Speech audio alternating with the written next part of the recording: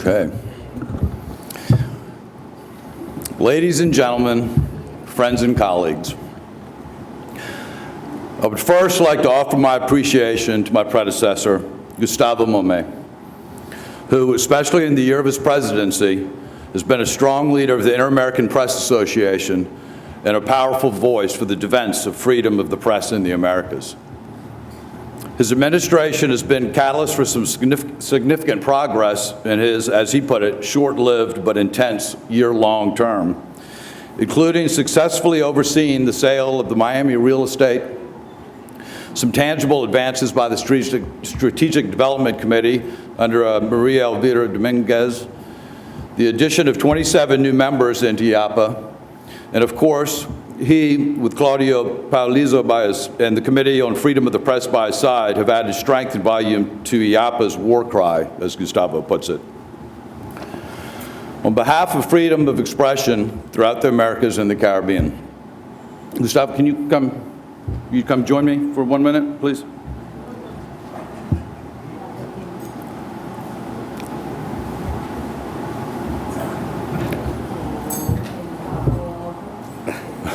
On behalf of IAPA and the journalists whom you've served so well, I deeply thank you for your dedication to furthering our mission. Bien hecho, mi amigo. Gracias. Gracias.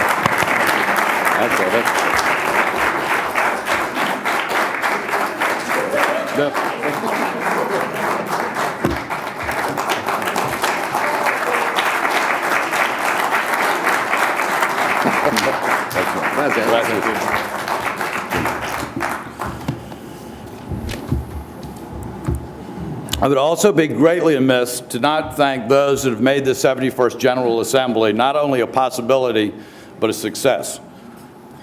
I quickly learned that the simple act of offering to host such an event is vastly easier than actually doing it.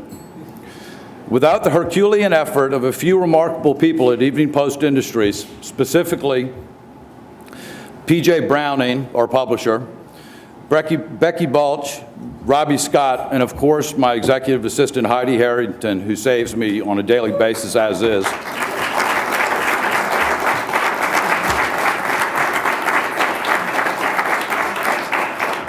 Without them, this assembly would have never happened, which in hindsight maybe would have been a good thing, considering the weather.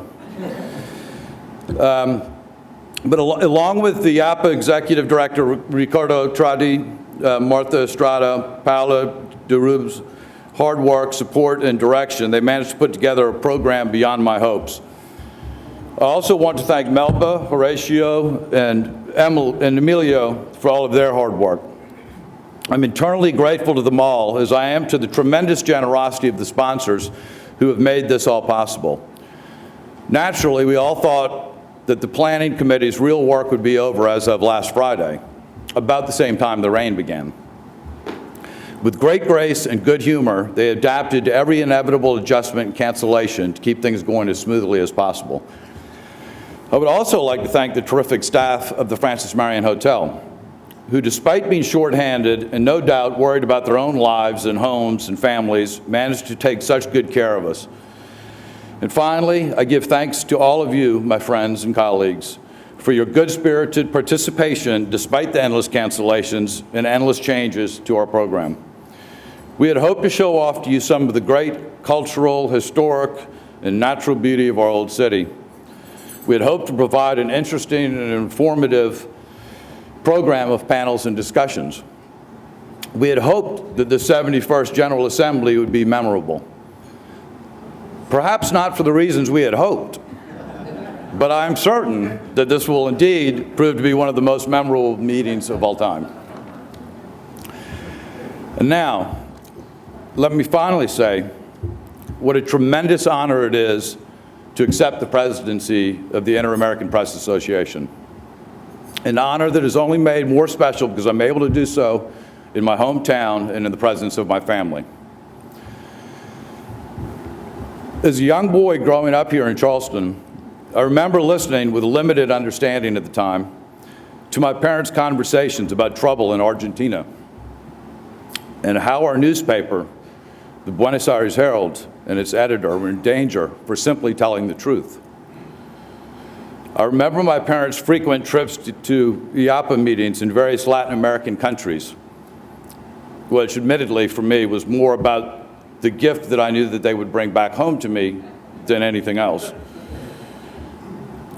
But as I grew older and learned more about them, IAPA and the Herald began to take on near legendary status for me. As I might add, did the Herald's soft-spoken lion of an editor who, by standing up to tyrants and publishing the truth, saved countless lives. Eventually, when I returned home to Charleston after a stint at the Washington Post, I had the good fortune to spend several years at the Post and Courier writing editorials alongside Bob Cox. And I was honored when retiring as assistant editor of the newspaper, he recruited me into IAPA as his successor. I'm humbled now to be standing here before him and before you all as the incoming president of this amazing organization with its long, grand, and courageous history defending freedom of expression. I'm moved by your faith in me, and I assume this honor with enthusiasm and dedication. Mostly, however, I accept it with determination and the goal to help move IAPA forward. One moment.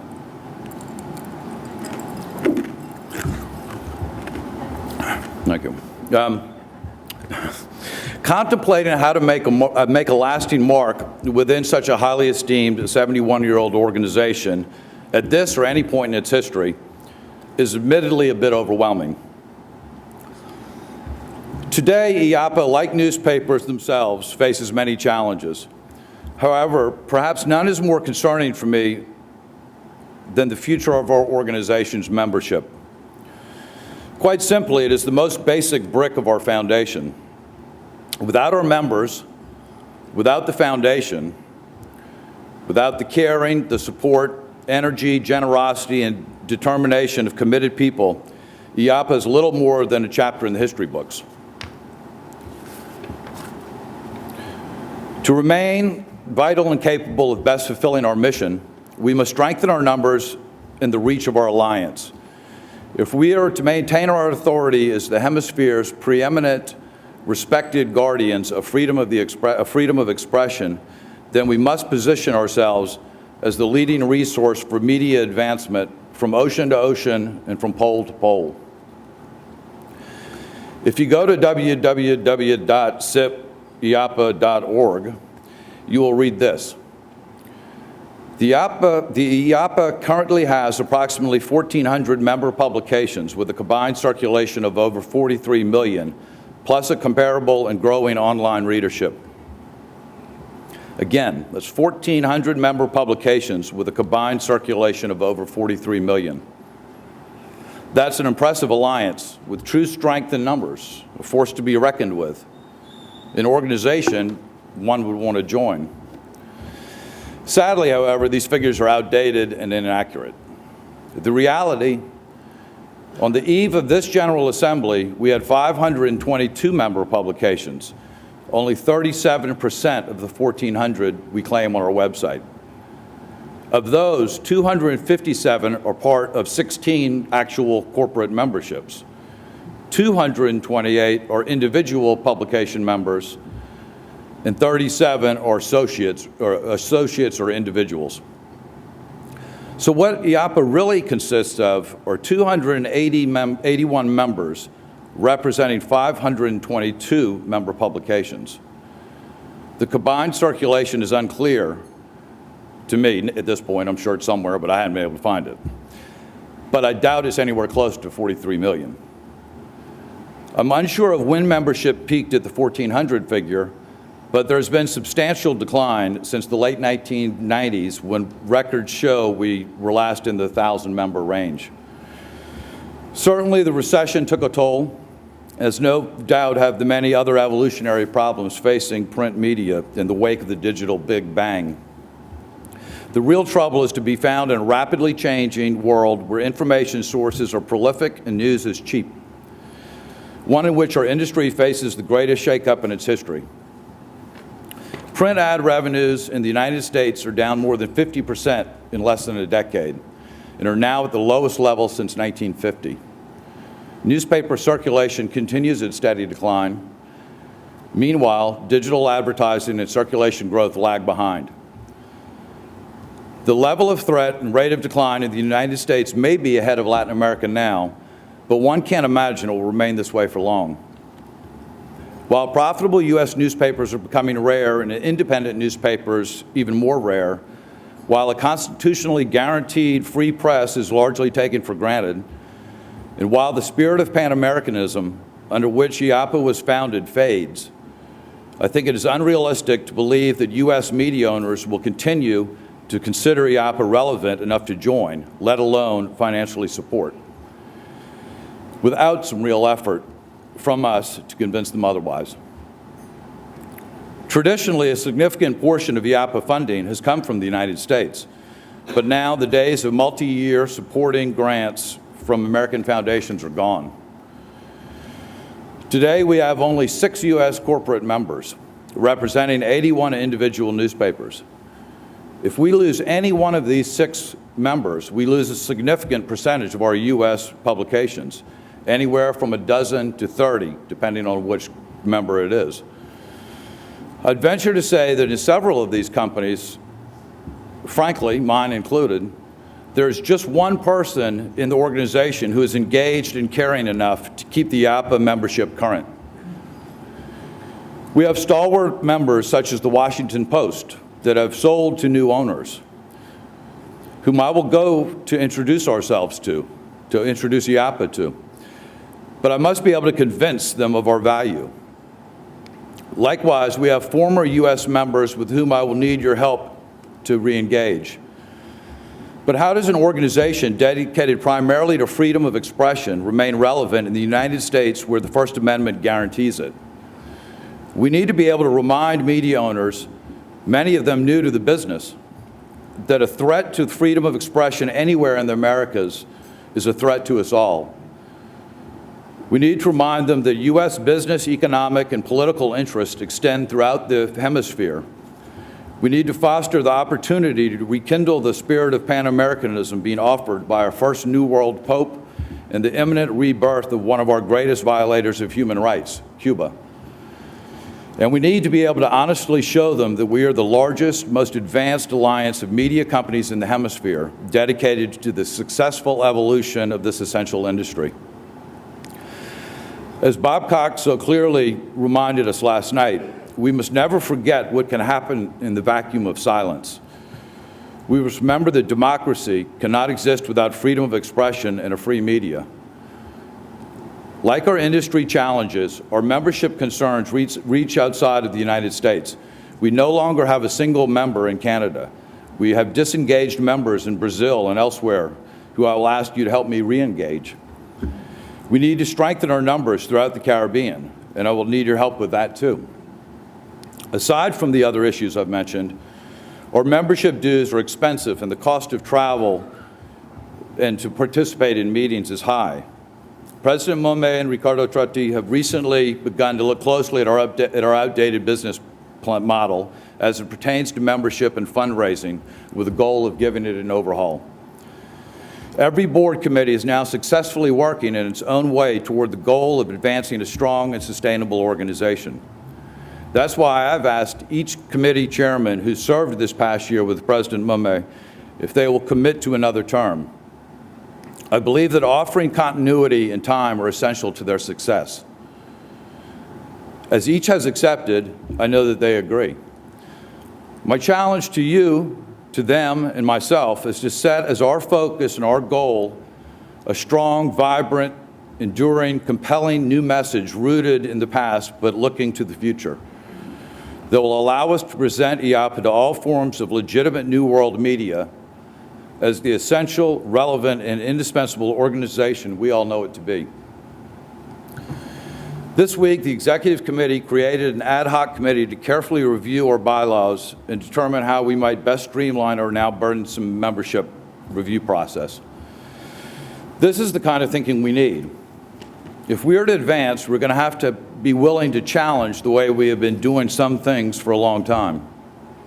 It doesn't mean we throw out the past. It means we adapt to the present. Finally, I'm privileged to be heading a family company that's been printing newspapers in Charleston since 1803.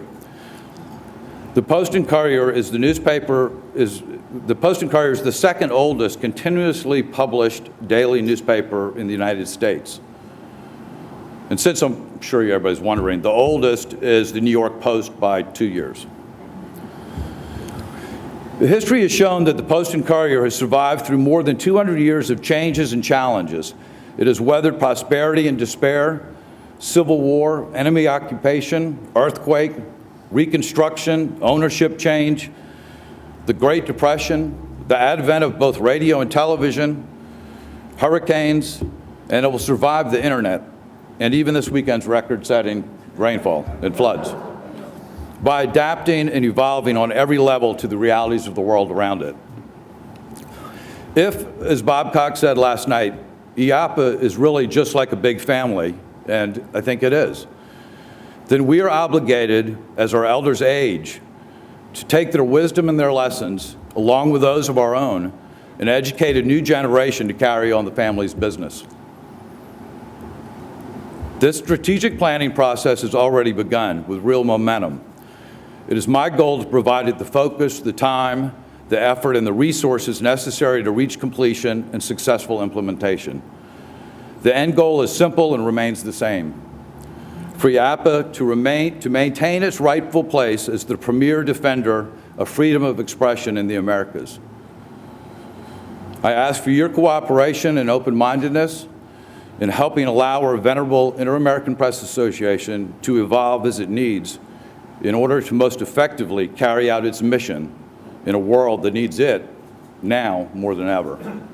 Thank you.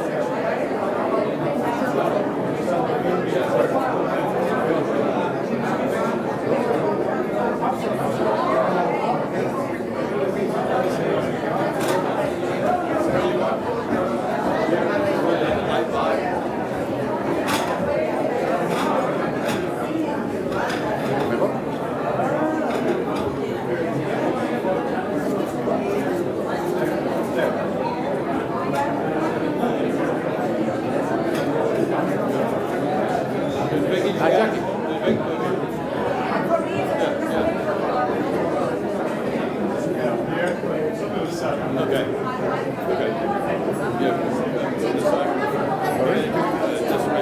Pierre? Okay, yeah.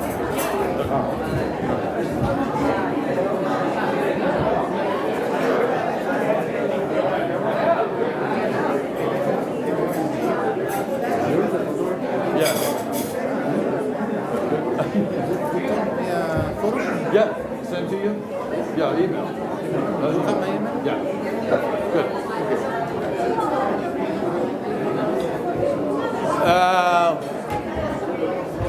I don't know. Well, I mean, I do, but trying to get them all moving is a bit hard. Might be able to be better in the lobby.